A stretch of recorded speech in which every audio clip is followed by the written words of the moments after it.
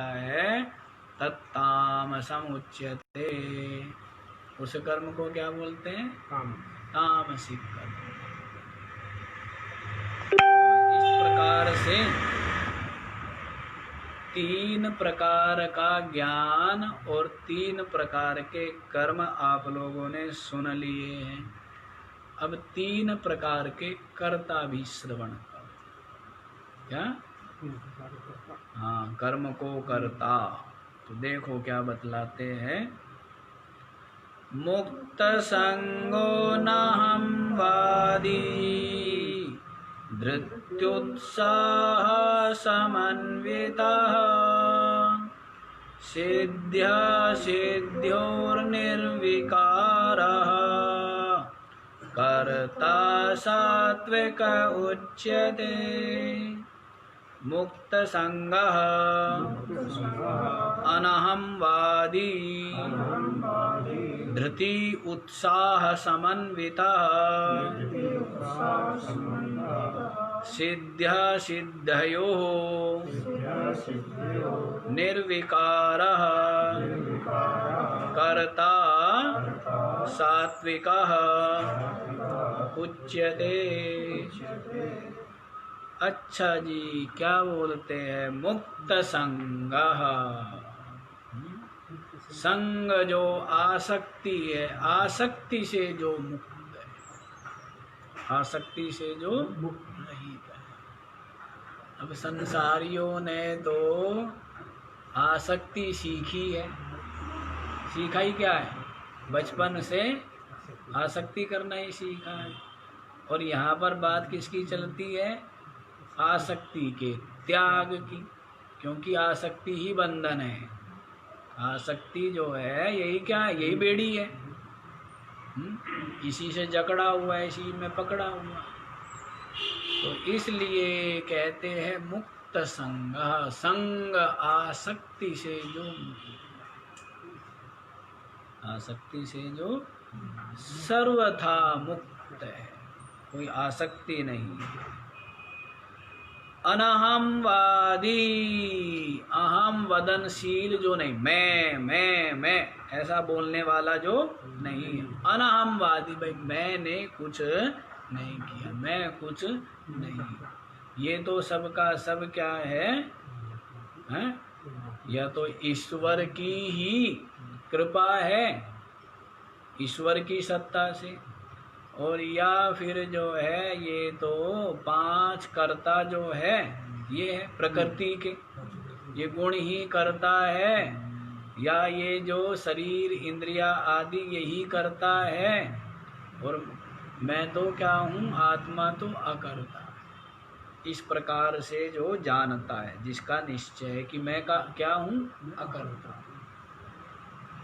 ऐसा जिसका निश्चय, तो अनहमवादी, अहमवादी नहीं है, मैं ऐसा बोलने वाला नहीं। अनहमवादी धृति उत्साह समन्विता, जो धैर्य और उत्साह प्रसन्नता से जो युक्त है। किसी भी कर्म को करते हुए जो कर्ता, एक तो आसक्ति से मुक्त है जो, और अहमवादी नहीं है, अहम वदनशील नहीं है।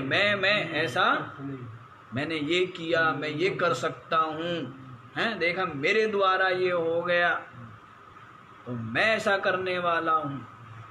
इस प्रकार से अहम वदनशील नहीं है, तो अनहमवादी। और साथ ही साथ क्या है? धैर्य और उत्साह से जो युक्त कार्य में। क्योंकि पीछे क्या बतलाया था कि जो राजसिक होता है उसका तो कार्य में उत्साह होता है। क्यों? क्योंकि वो तो फल पर दृष्टि है। लोभ है ना, लोभ आसक्ति के कारण से क्या करता है? पूरा जो कर्म करता है उत्साह पूर्वक करता है। लेकिन जो सात्विक कर्म और सात्विक करता है वो भी उत्साह पूर्वक करता है। उदास होकर के नहीं, दुखी होकर के नहीं, खिन्न मन होकर के नहीं, ऐसा उत्साह,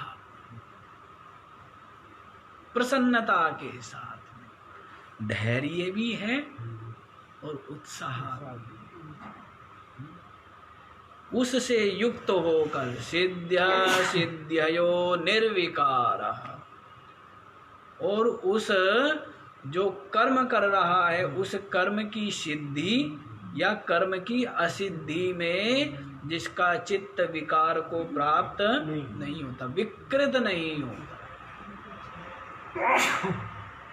बिल्कुल विकार को प्राप्त नहीं होता है, जैसा भी है वैसे में ही संतुष्ट और प्रसन्न रहता है। हमने पुरुषार्थ किया है, शरीर के द्वारा, इंद्रियों के द्वारा, हैं, जो पुरुषार्थ होना चाहिए, कर्म होना चाहिए, वो हमने किया है।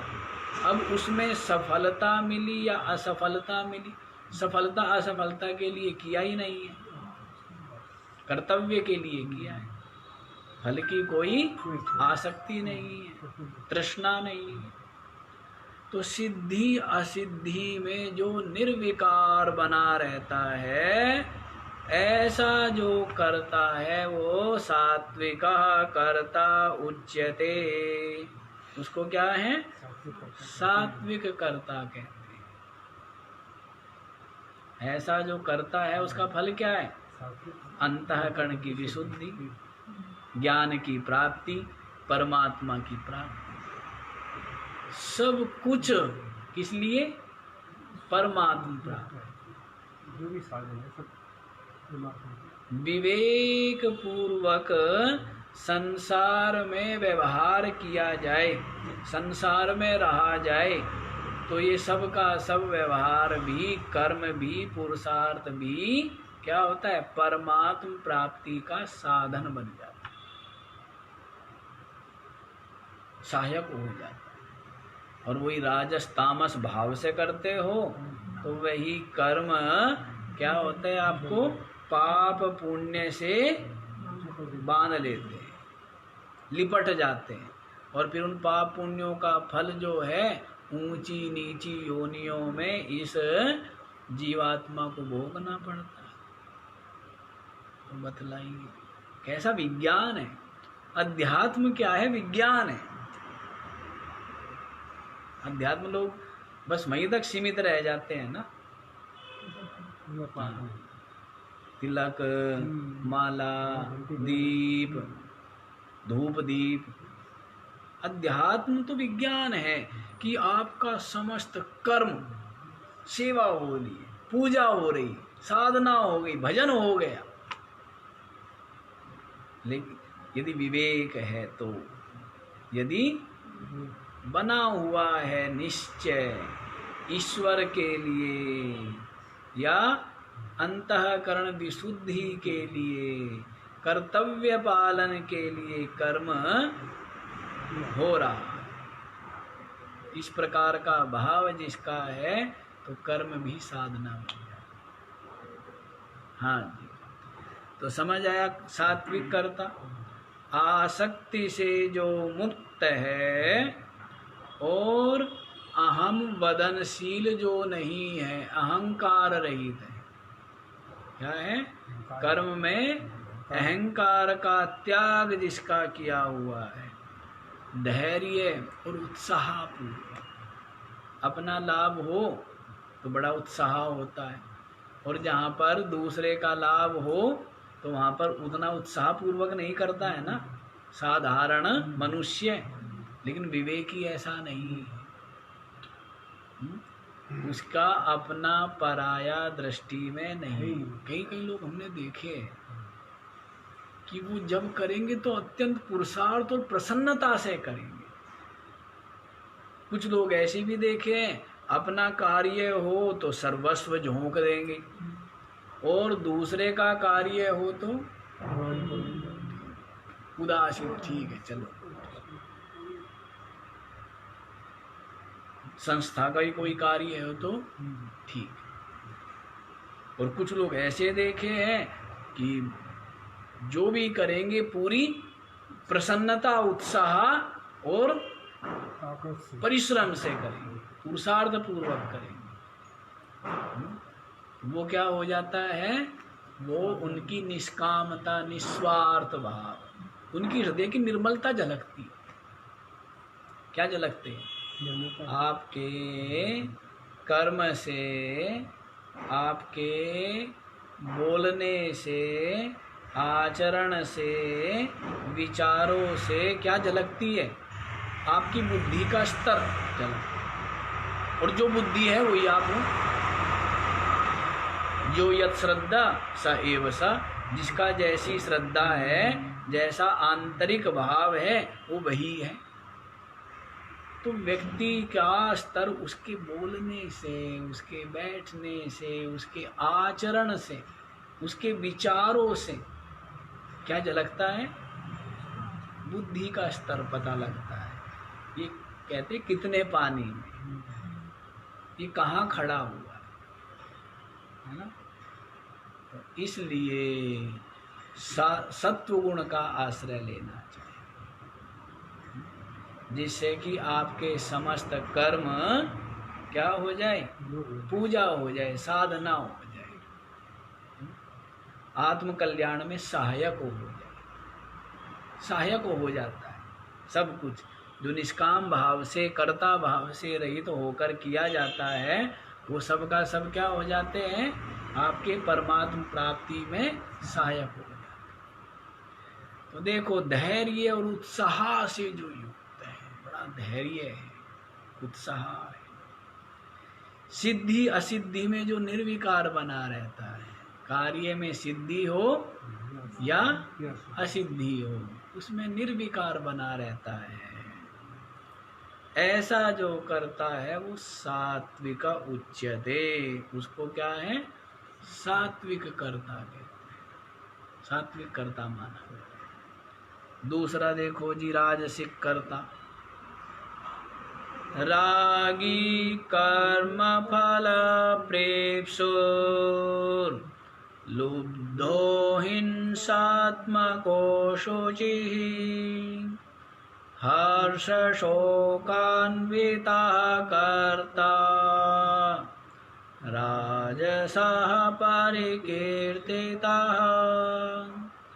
रागी कर्म फल प्रेप्सुः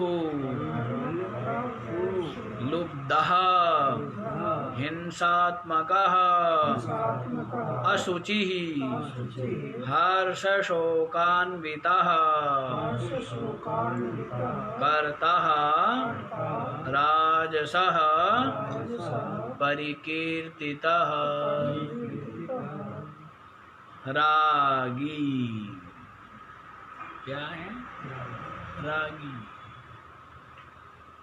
कहीं भी प्रवृत्त होता है तो राग पूर्वक होता है, राग से युक्त होता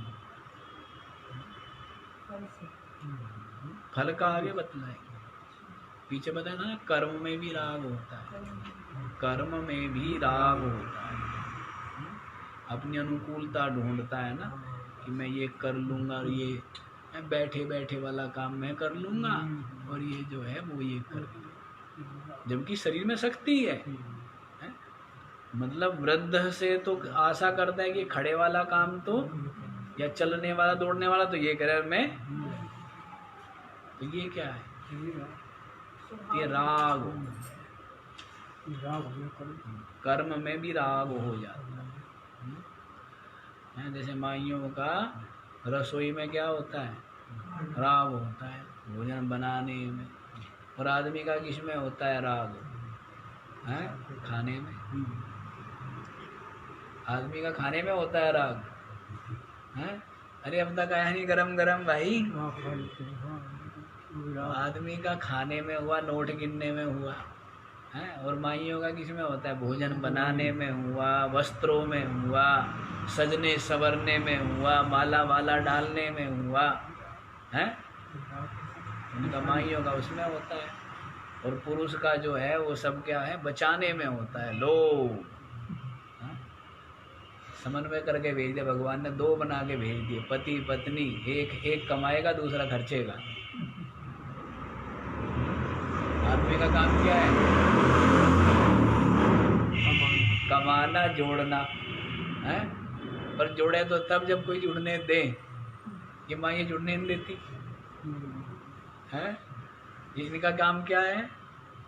इनका काम है खर्च करना। क्यों मैनपाल? यही काम है ना।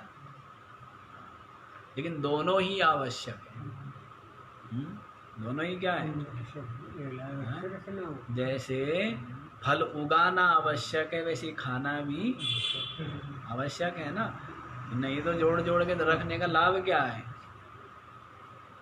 लाभ नहीं होना। कई लोग कहते हैं कि हम कमाना तो जानते हैं, खर्च करना नहीं जानते। कुछ लोग ऐसे होते हैं जो खर्च करना जानते हैं, तो दोनों ही गलत है। जब आएगा नहीं तो इधर से हाँ जाएगा कैसे? होगा नहीं ना ऐसे। हाँ, तो दोनों ही काम चलने चाहिए, इसलिए दोनों का जोड़ा बना दिया है। ठीक है, एक कमाओ और दूसरा खिलाओ, खर्च करो, दूसरे का काम ही होता है। हाँ, तो रागी जो राग से आसक्ति स्वभाव है। कर्म फला प्रेप्सु, कर्म फल का क्या है? अभिलाषी। कर्म का फल चाहने वाला। लुब्धः, लुब्ध है, लोभी। कैसा बताया है? परद्रव्येषु संजात तृष्णः, दूसरे का जो धन है वो कैसे मुझे मिले, यही तृष्णा रहती है ना। आज तो यही है, पुरुषार्थ से नहीं। क्या है? बैठे बैठे और कम परिश्रम करके अधिक अर्जन कर लेना, अधिक लाभ हो जाए, ऐसा करते हैं ना। धर्म पूर्वक नहीं, पुरुषार्थ ईमानदारी से नहीं। तो दूसरे की जेब पर दृष्टि रखना कि आ गया, अब इसको तो ये सामान जो है ये तो बुद्धि का मोटा है, 10 रुपए की चीज कितने में बेच दूंगा? 20 रुपए में बेच दूंगा। ये क्या हुआ? लुब्धा। तो दूसरे तीर्थ आदि में भी जो स्वद्रव्य अपरित्यागी, तीर्थ आदि में अपने द्रव्य का जो परित्याग नहीं करता है। तीर्थ में किस लिए जाया जाता है? धन खर्च करने तो जाया जाता है, दान करने के लिए तो जाया जाता है कि तीर्थ करेंगे तो वहाँ क्या करेंगे? हाँ, कई लोगों को बड़ा विचित्र स्वभाव होता है, वहाँ भी छोटी छोटी बातों में घुसे रहेंगे, छोटी छोटी बातों में, और बड़ा कुछ होता है तो उससे फर्क नहीं पड़ता है। जो कि कहीं कपड़ा खरीदने गए तो उसने 200 रुपये का कपड़ा जो 1200 में दे दिया, कोई फर्क नहीं है। लेकिन खाने लगे ठेली पर कुछ फल आदि, वो 10 की जगह 12 रुपये किलो दे दे तो वहाँ पर झगड़ा करते हैं। ऐसा स्वभाव है ना व्यक्ति का। और होटल में जो इतना उसने बोल दिया कि नहीं हम तो 1000 रुपये लेंगे एक दिन का, तो वहाँ कोई दिक्कत नहीं है। और वहाँ पर अगले ने क्या लिया, 10 की जगह 12 रुपये किलो ले लिया है, तो वहाँ पर हाँ, तो ऐसा काम नहीं करना चाहिए। तीर्थादौ स्वद्रव्य अपरित्यागी, तीर्थ आदि में जो अपने द्रव्य का परित्याग नहीं करता है उसको लुब्ध कहते हैं। तीर्थ में गए दान के लिए तो जाया जाता है तीर्थ में, और किस लिए जाया जाता है? और क्या मालपुए खाने के लिए जाता है, खिलाने के लिए जाता है ना। तो लुब्धः जो लुब्ध है, लोभी है। हिंसात्मकः, और क्या है? हिंसा करने का जिसका स्वभाव है, हिंसा करने में जिसको कोई दिक्कत नहीं है। पर पीड़ा स्वभाव, दूसरों को पीड़ा देने का जिसका स्वभाव। और असुचि ही जो अपवित्र है, शरीर आदि और विचार भी जिसके क्या है? दूषित है। शरीर से भी, वस्त्र आदि से भी और विचारों से भी जो अपवित्र है। हर्ष शोकान्विता, और इष्ट की प्राप्ति में जो हर्ष और अनिष्ट की प्राप्ति में जो क्या करता है, शोक करता है। हर्ष शोक से जो युक्त है, ऐसा जो करता है वो क्या कहा है, राजसः परिकीर्तितः। उसको क्या कहा जाता है, राजसिक करता। क्या कहा है, राजसिक करता। जो रागी है, कर्म फल को चाहने वाला है, कर्म फल की आसक्ति वाला है, लोभी है, लुब्ध है, अत्यंत लोभी है। चमड़ी जाए पर दमड़ी ना जाए। क्या है, चमड़ी जाए दमड़ी ना जाए। दमड़ी किस लिए है भाई? ये चमड़ी भी और दमड़ी भी जितना काम में आए ठीक है, उन्हें चमड़ी का भी क्या है, चमड़े का क्या करना है? जला तो देते इसको ले जा कर के चमड़े को, और क्या करेंगे? बाकी दो जीव जंतुओं के जो चमड़ा है वो काम में आ जाता है। अब ये आदमी का तो जो चमड़ा है ये भी कुछ काम नहीं आता है। आता है क्या? कुछ कोई चीज़ बनती है इससे? नहीं बनती। तो लुब्धः जो लोभी है, अत्यंत हिंसात्मक, हिंसा करने का स्वभाव है। पीड़ा पता नहीं कितने लोगों को दिन भर घायल करता है और स्वयं भी घायल हुआ रहता है। जो घायल होगा वही तो घायल करेगा। घायल कौन करेगा?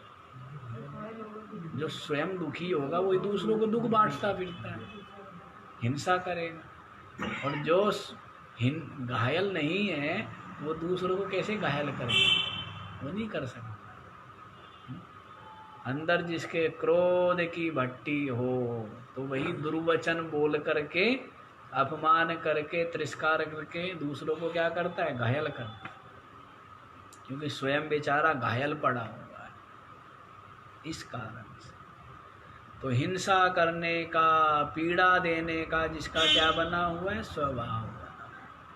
असुचि जो अत्यंत अपवित्र है और हर्ष शोक से जो युक्त है, इष्ट की प्राप्ति में हर्ष करता है और अनिष्ट की प्राप्ति में जो शोक करता है, ऐसा जो करता है वो राजसः परिकीर्तिता।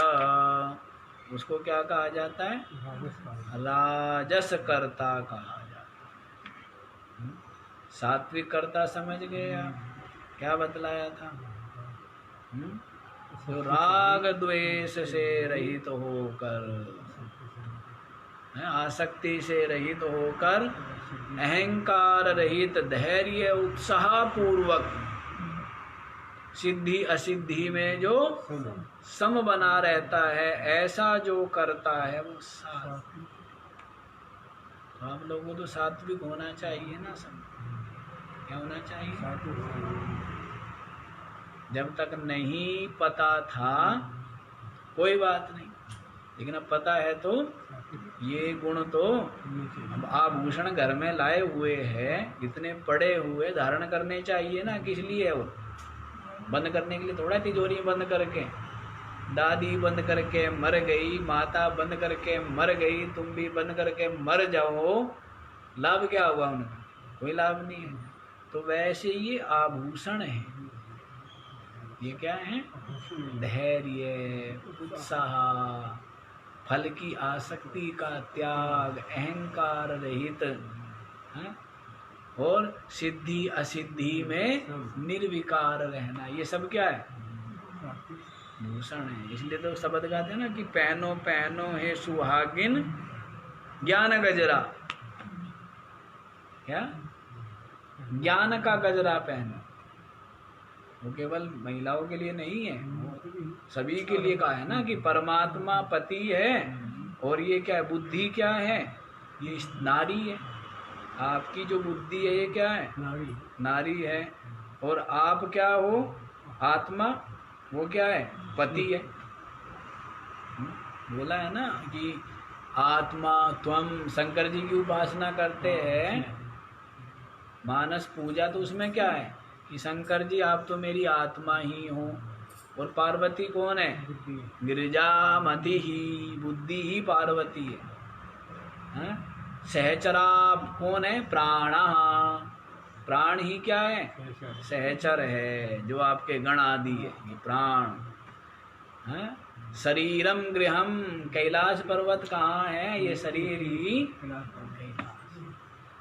इसमें आत्मा रूपी शंकर जी विराजमान और बुद्धि रूपी पार्वती जी और प्राण रूपी जो ये गण है, ये बैठे हुए हैं। इस प्रकार से बदला है। तो वहाँ पर बुद्धि जो है ना आपकी, यही क्या है? यही परदेश में घूम रही है। ये अपने पिया के देश माने अपने आत्मा में ठहर जाए तो क्या हो गया? अपने घर मिल गई, अपने घर पहुंच गई, अपने घर पहुंच गई, और ये है मुक्त हो गई। तो इसलिए कहते हैं पैरो पैरो हे सुहागिन, ज्ञान का गजरा पहनो। ये गजरे गुजरे ये थोड़ा है, हैं? रोज मुरझा उर्झा जाते हैं, कूड़ा कचरा गंदगी, और है क्या? कौन सा गजरा पहनना है? ज्ञान का बुद्धि, ज्ञान, धैर्य, उत्साह, निष्काम, समता, ये सब क्या है? ये सब बना यही तो आभूषण है। ये क्या है? आभूषण है। ऐसे आभूषण धारण करने चाहिए, अलग से ही सुंदरता पता लगती है। नहीं पता लगती है? सरल व्यक्ति को देखकर हैं दूसरा भी प्रसन्न हो जाता है, और कुटिल को देखकर निंदा करने वाला हो, कुटिल हो, वाचाल हो, दुष्ट हो, तो देख करके भाई ये आ गया, समय खराब करेगा, पर मन ही मन प्रार्थना करता रहता है व्यक्ति की कब ये। अच्छा जी, तो देखो ये तो बता दिया सात्विक कर्ता, और राजसिक कर्ता भी बतला दिया है आपको। जो रागी है, कर्म फल को चाहने वाला है, अत्यंत लुब्ध है कि दूसरे का धन कैसे कैसे कैसे, सबको लोभी बना दे। किसने बनाया ये? है? ये भी हुआ है सारा कुछ माया का, इतना 20-25 वर्ष पहले की सबको। पहले तो ये था कि काम चल जाए, और अब तो जितना मिल जाए उतना कम, जितना हो जाए उतना ही। लोभी, हिंसात्मक, क्या है?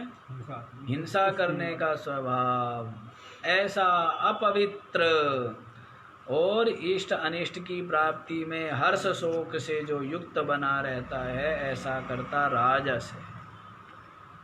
तामस भी सुन लीजिए, तामस कर्ता किसको कहते हैं? अयुक्तः प्राकृतस्तब्धः षठो नैष्कृतिकोलसः विषादी दीर्घसूत्री च कर्ता तामस उच्यते। अयुक्तः प्राकृतः स्तब्धः शठः नैष्कृतिकः अलसः विषादिः दीर्घसूत्री च कर्ता तामसः उच्यते। देखो क्या कहता, अयुक्तः माने असमाहित, जिसका चित्त बिल्कुल भी समाहित नहीं। कभी कहता है ये कर लूँ, कभी कहता है ये कर लूँ, कभी कहता है ये कर लूँ, कभी कहते हैं बिल्कुल ठहराव नहीं। चंचल, क्या? अयुक्त, असमाहित, समाहित नहीं है, ठहराव नहीं है बुद्धि में। बड़े चंचल होते गए लोग, हाँ?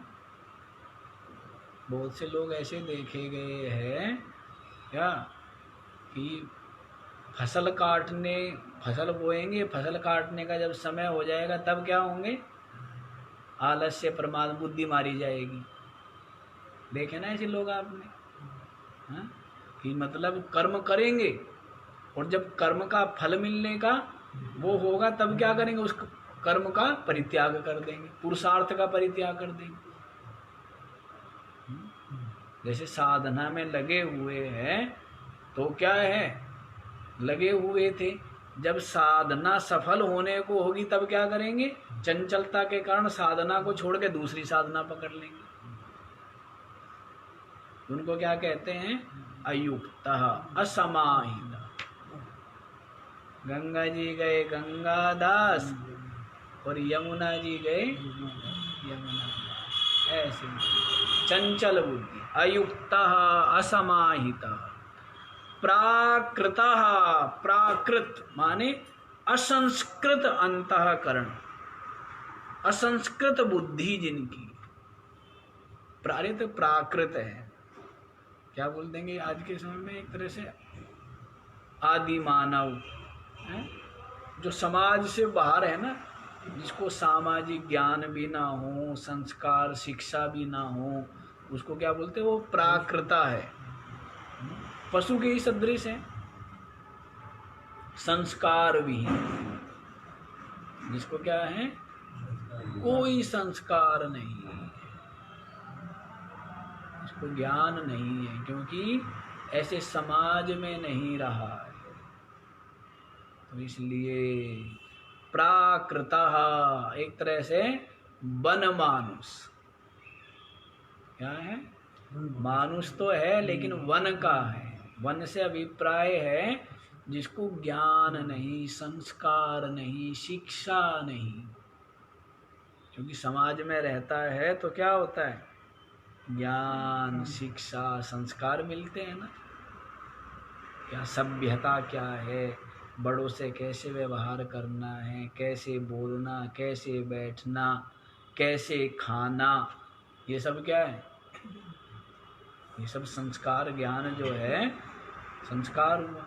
तो प्राकृतः जो प्राकृत है माने असंस्कृत बुद्धि, अत्यंत असंस्कृत बुद्धि, जिसकी बुद्धि बिल्कुल भी संस्कारी नहीं, स्तब्ध है, ऐसे ठूंठ की तरह रहता है, ठूंठ, झुकना जिसने सीखा ही नहीं है। दंडवन ना नमति कस्मैचित, किसी को भी जो है दंडवत प्रणाम नहीं करता, दंडवत रहता है, स्तब्ध माने दंडे की तरह यूं रहता है। ना नमति कस्मैचित, किसी को भी नमता, नमन नहीं करता। शठः क्या है, शठ है, मायावी, शठ माने झूठा है कुछ और दिखाना कुछ और है, तो कुछ और, जो छिपाव करने वाला है, दुराव छिपाव करने वाला है, उसको क्या बोलेंगे, सठ, सठ है।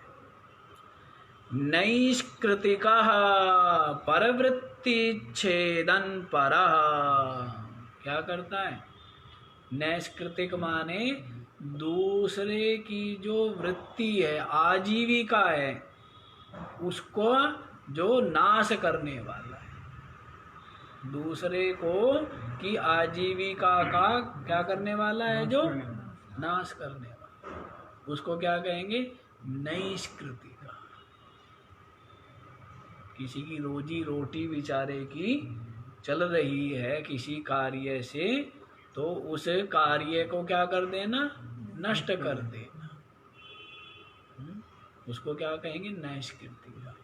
ये क्यों खा रहा है सुख पूर्वक, ये 2 रोटी क्यों खा रहा है, कैसे खा रहा है,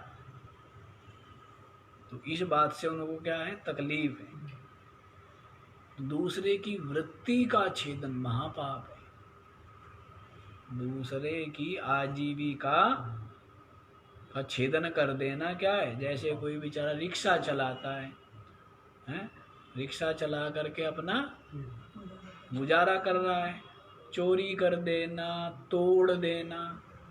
अभी जितने भी सड़कों पर तांडव मचाते हैं, होता क्या है, ये गाड़ियाँ गुड़िया, टैक्सी वैक्सी, टेम्पो वेम्पू, ठेलिया, इनको सब क्या करते हैं, तोड़ देते हैं, पलट देते हैं। ये नहीं विचार करते ठेली पे जो बेचारा 10-20 किलो लेकर के बैठा हुआ है फल, वो तो उसकी तो पूरा ही कमाई है, वही है उसके लिए तो सब कुछ। विचार ही नहीं करते, पता नहीं कहाँ चला गया दया भाव। अहंकार ऐसे सर पर चढ़ा हुआ है, कुछ नहीं सूझता, कुछ नहीं दिखता है, बस मैं जो सोचता हूँ करता हूँ वही सही है। राक्षसी वृत्ति यही तो है कि अगले किसी को पीड़ा होगी, कष्ट होगा, विचार ही नहीं करते। तो जो परवृत्ति का छेदन करने वाला है तो उसको क्या कहेंगे? नैष्कृति का, आजीविका का छेदन करे जो दूसरे की। आलसा, जो आलसी है, आलसी माने जो कर्तव्य प्राप्त है उसमें भी जो प्रवृत्ति नहीं कर रहा है उसको क्या कहेंगे? आलसी।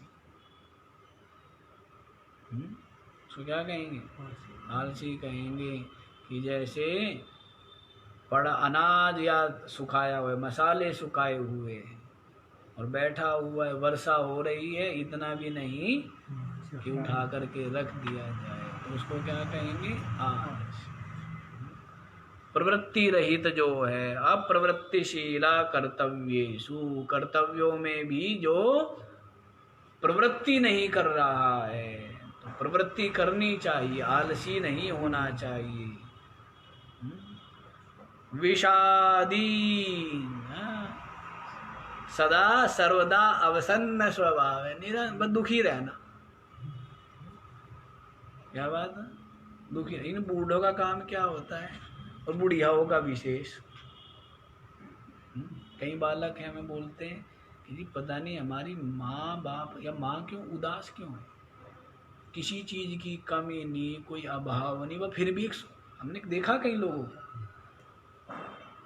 कई लोग तो ऐसे बताते हैं कि जी हमारी माता जी जब हमारे जैसे पति है, जब वो काम पे जाएंगे और जब तक काम से लौटेंगे नहीं तब तक तो प्रसन्न है, और जैसे ही काम से लौटेंगे तो माता जी जो है वैसा बना लेगी अपना मुखड़े को कि भाई पता नहीं कितनी दुखी या उदास है कि हाँ कि कोई दिख नहीं, कुछ दिन भर खूब हंसना मुस्कुराना प्रसन्न रहना, और जैसे ही बेटे की सर्विस से आने का समय हुआ तो उदासी कोई कारण नहीं है, पर फिर भी तो ये क्या है? सदा सर्वदा अवसन्न स्वभाव बना लिया ऐसा कि उदास रहना, दुखी रहना। अरे क्या हो गया भाई, इज्जत है, धुले धुलाए वस्त्र मिल रहे, बना बनाया स्वादिष्ट भोजन मिल रहा है, सब कुछ तो है, पर स्वभाव है अवसन्न स्वभाव। प्रसन्न रहना चाहिए कि अगला दूसरा आए वो भी आपको देख करके प्रसन्न हो जाए, उसकी भी थकावट दूर हो जाएगी कि भाई हमारे माता पिता प्रसन्न है घर पर, उसको भी अच्छा लगेगा। अब घर पर कई लोग तो कहते हैं जाने को मन ही नहीं करता, क्यों? क्योंकि घर वाली अलग बैठी होगी मुंह बना के, और घर माता अलग बैठी होगी मुंह बना के, तो कहते वो शनिवार को आते हैं हम, तो कई बार तो क्या हम ये सोचते कि शनिवार को भी ना जाया जाए, फिर घर वाले शिकायत करते हैं कि ये छुट्टी पे भी नहीं आता है, तो माँ और घर वाली, फिर हम कहते हैं कि भाई क्यों नहीं आता है, कारण तो तुम लोग ही हो। अगला व्यक्ति आता है 1 दिन 2 दिन के लिए, सोचता है कम से कम घर में तो प्रसन्नता होगी, बाहर तो काम धंधे में पिला ही रहता है कि घर पे तो आराम से रहूंगा, खूब आनंद लूंगा, पर घर पे तो और बड़े युद्ध है, सन्नाटा छाया हुआ है, बड़े युद्ध की आहट। तो इसलिए कई लोग बताते हैं हमें कि हम आते ही नहीं है, इसलिए क्या करना भाई, हाँ इनको संभालना बड़ा कठिन है, इनको माताओं को संभालना। मूर्ख जो हो ना, मूर्ख समझ ना हो, वो कोई स्त्री पुरुष से मतलब नहीं है, बात समझ से है। समझ के बिना व्यक्ति स्वयं दुखी रहता है और सबको दुखी करता है, केवल समझ ना हो, और समझ हो तो आनंद ही आनंद है। आनंद ही आनंद है ना। तो चलो जी यहीं पर देखो क्या बतलाया, विषादी, बस हर समय विषाद में रहना, दुखी रहना। क्या बात है भाई, क्या लुट गया, क्या परेशानी, कुछ भी नहीं, स्वभाव है। एक मास्टर आते थे यहाँ पर, अब तो नहीं आया, बहुत समय हो गया, अध्यापक था, सरकारी अध्यापक था, पर वो व्यक्ति इतना गंभीर रहता, गंभीर क्या मतलब, एक हर समय विषाद में, दुखी, क्यों, कोई कारण नहीं, स्वभाव ऐसा ही बन गया। हाँ जी, तो अवसन्न स्वभाव, दीर्घ सूत्री च, दीर्घ सूत्री जानते हो, हाँ, काम को, जो आज होने वाला काम है उसको कल, परसों, महीने, वर्षों टालते जाना, उसको क्या कहेंगे, दीर्घ सूत्री। एक बात था ना, उसमें आती थी तो उपदेश में कहानी, पंचतंत्र में, स्मरण तो नहीं है, वो 4 भाई थे, विद्या के लिए गए पढ़ने के लिए, और वो सूत्र भूल गया, उसमें दीर्घ सूत्री आता था। तो उसमें क्या हुआ कि शब्द ज्ञान तो कर लिया लेकिन समझ थी नहीं उनको। उन्होंने कहा दीर्घ सूत्री विनश्यति, ऐसे करके आता है, दीर्घ सूत्री विनश्यति। तो जमे, किसी जिसके यहाँ, यजमान के यहाँ गए तो वहाँ जमे बना रखे थे, तो जमे तो क्या होते हैं, लंबे लंबे होते हैं ना, तो उसने कहा था दीर्घ सूत्र है, ये क्या है भाई, दीर्घ सूत्री विनश्यति, भाई ये खाना ठीक नहीं, उसको नाश हो जाता है। बड़ी अच्छी कहानी है ये, स्मरण नहीं, भूल गए, वो बचपन में पढ़ी। तो उसमें यह आता दीर्घ सूत्री विनश्यति, चारों थे, चारों उल्टा ज्ञान था, तो क्या हानि हुई थी उनकी बताएं, अब स्मरण नहीं है हमें। तो दीर्घ सूत्री कर्तव्यानाम दीर्घ प्रसारणो यद यश अद्य सोवा कर्तव्यम तन्मासे नापी ना करोति, जो आज कल करना चाहिए उसको महीनों महीनों टालते रहेंगे। ये तो करते सब दीर्घ सूत्री तो है, परमात्म प्राप्ति को, आत्म कल्याण को, विकारों के त्याग को, आसक्ति के त्याग को क्या करेंगे, टालते रहेंगे, महीनों महीनों, वर्षों वर्षों टालते रहेंगे। ये दीर्घ सूत्री, ऐसा जो करता है स तामसः उच्यते, उसको क्या बोलते हैं, तामसी। जो समाहित नहीं है, चंचल है, कभी कुछ कभी कुछ कभी कुछ, असमाहित, प्राकृता, संस्कार नहीं है, बुद्धि जिसकी विशुद्ध नहीं है, जो बिल्कुल क्या है, ठूंठ की तरह रहता है, न कस्मैचित नमते, जो किसी को भी क्या करता है, नमती, किसी को भी नमन नहीं करता। थे कई लोग ऐसे होते हैं, यों ऐसे नमन करने का स्वभाव नहीं, और नई सठा, जो सठ है, क्या है, सठ है, मूर्ख है। नैष्कृतिका क्या है, दूसरे की आजीविका में हानि पहुंचाता है, उसको नैष्कृतिका। आलसः, आलसी है, प्रवृत्ति नहीं करने वाला। विषादी, सदा ही दुखी उदास रहने वाला। दीर्घ सूत्री च, और क्या, जो आज का काम कल का काम है उसको आगे टालते जाना, उसको दीर्घ सूत्री कहेंगे। ऐसा जो करता है वो तामसिक कर्ता। तो सात्विक कर्ता धैर्य उत्साह पूर्वक जो कर्तव्य है उनको करता है, अहंकार रहित हो करके, और सिद्धि असिद्धि में जो निर्विकार बना रहता है वो सात्विक कर्ता है। राजसिक कर्ता क्या है? जो लोभी है, रागी है, कर्म फल को चाहने वाला है। तो ऐसा जो करता है उसको क्या बतलाया था? और हर्ष शोक से युक्त, हिंसा परायण, अपवित्र, वो राजसिक करता है। और तामसिक करता क्या? बुद्धि स्थिर नहीं है जिसकी, और बुद्धि मलिन भी है। जो बिल्कुल क्या है? अहंकारी है, ठूंठ की तरह, सठ है, दिखावा कुछ और करता है, छिपाव करता है। और जो दूसरे की अहित करता है, दूसरा शांति से रोटी क्यों खा रहा है, तो दूसरे के जीवन में अड़चन पैदा करने वाला, आलसी, सदाई उदास रहना, खिन्न रहना, दीर्घ सूत्री, परम आलसी, तो ऐसा जो करता है वो तामसिक है। तो इस प्रकार से आपको ज्ञान, कर्म और कर्ता, इनके भी त्रिविध भेद बतला दिए गए हैं। अब आगे जो है बुद्धि के और धृति, जो धारण शक्ति है, इसके भी भेद बतलाएंगे। सभी कुछ तो बतला दे रहे हैं, कहीं भी कोई कमी ना रह जाए, कोई संकोच नहीं कर रहे हैं।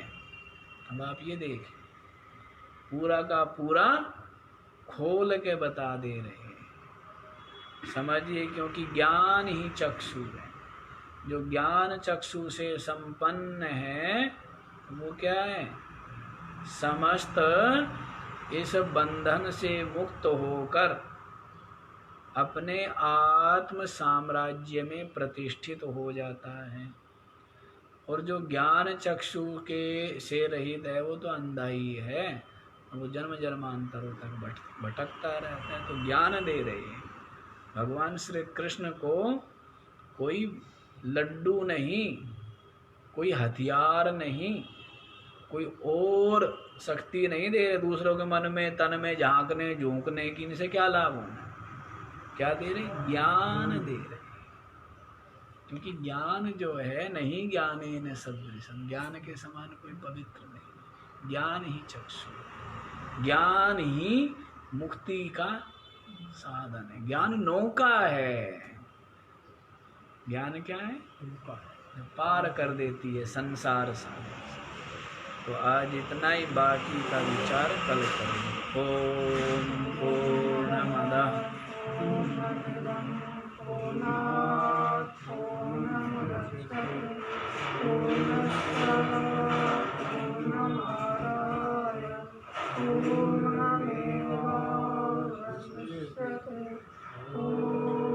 शांति शांति शांति।